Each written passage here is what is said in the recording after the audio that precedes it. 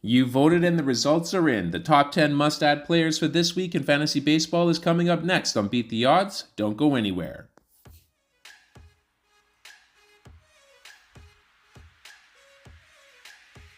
Hello sports fans and welcome back to another episode of Beat the Odds. I've got your top 10 hottest players to pick up for week 14 in fantasy baseball. I want to thank all of you for casting 891 total votes, which was the driving force behind this week's list. Now before I reveal the list, if you're a fan of this content, please smash that like button. And if you're new here and appreciate quality fantasy baseball insight, don't forget to subscribe and ring that notification bell so that way you don't miss an episode. Also, keep an eye out for the polls on who you should be picking up ahead of week 15. Do you have a burning fantasy baseball question? Ask me on Q. Go to askmeonq.com/beattheodds, submit your question, and for a small fee, I will personalize a response and send it to your email. It's super easy to do, and it's a great way to get fantasy baseball advice while also supporting this channel.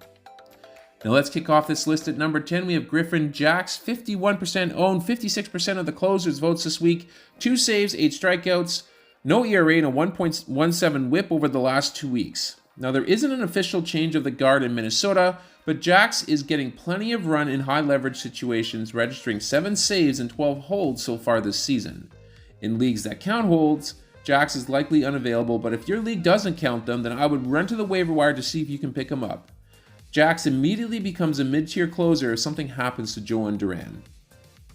Let's go to number 9. We have Tobias Myers, 52% owned, 16% of the starters' votes this week, 2 wins, 15 strikeouts, 2.08 ERA, and a 1.15 whip over the last 2 weeks. Myers was almost a forgotten fantasy player at the start of the month when he was sent down to the minors, but since his return, he has been extremely effective. He is one in what seems to be a sea of pitchers that complements a mediocre fastball with a bevy of secondary pitches. Opponents aren't teeing up in his fastball and are hitting a mere 0.95 against his changeup. He happens to line up against the Dodgers this week. Going to number 8, we have Carlos Santana, 50% owned, 57% of the first baseman's votes over the last 2 weeks. He's got 8 runs, 2 homers, 5 runs batted in, a stolen base, and a .396 average. Santana's hot month continues as he logged multiple hits in 4 of the last 6 games.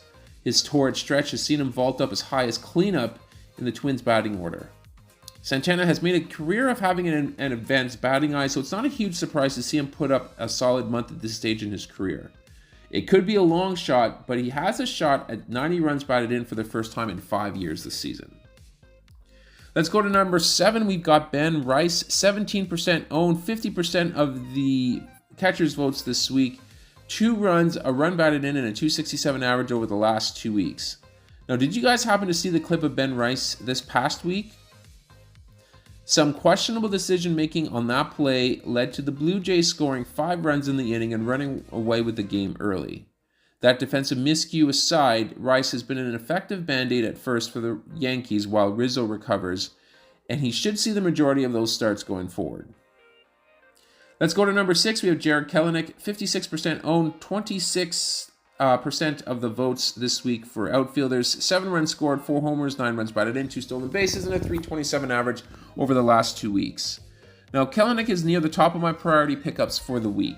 The dynamic outfielder is currently putting together a stretch of games that has us all reminiscing of the tantalizing potential that he carried when he first got his call to the majors.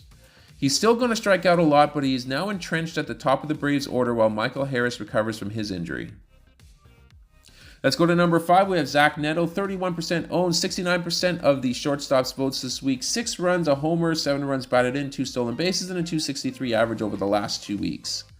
Maybe it's sheer will, but I have a hard time believing that Neto's start is actually justified. The only thing that's not a fluke is his batting average and stolen bags, and he doesn't really profile as a 20 home run bat in my opinion. I feel that there will be some regression in Neto's production here shortly, and I doubt that the team is going to move him to a prime spot in the order for that reason. I'm still betting on a 15 homer, 20 stolen base year with a .240 average, which can still work in many fantasy formats. Let's go to number 4. We have Spencer Horwitz, 24% owned, 61% of the second baseman's votes this week, 7 runs scored, 2 homers, 3 runs batted in, and a .310 average over the last 2 weeks. Horwitz's 65 plate appearance this season is no fluke. And this Blue Jay doesn't waste his at-bats.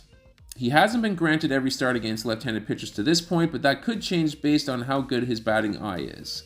He currently sports a .477 on-base percentage and has walked more than he struck out so far. The Jays have slotted him in the upper part of their suddenly potent lineup, which makes Horwitz an intriguing add.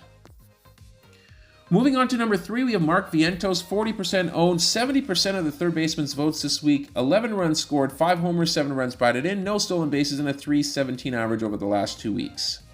A .933 OPS and 10 homers in only 128 bats this season. There is absolutely no reason why Vientos should be on a waiver wire at this point. The only knock that I have is that he hasn't been placed in a prominent spot in the Mets lineup, and I don't really expect that to change with all the big names that they carry on that roster. Aside from that, though, he has made the most of his opportunity, and he looks like he's going to be holding down the hot corner for a while.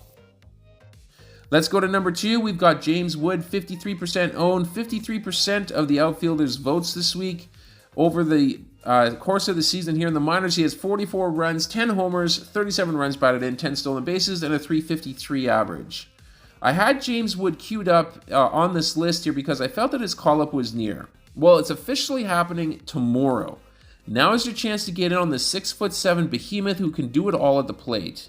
He has the power to put up another 10 to 15 home runs this season. He's strong versus both lefties and righties, and given that the Nationals are notoriously aggressive on the base paths, you should expect plenty of bags as well.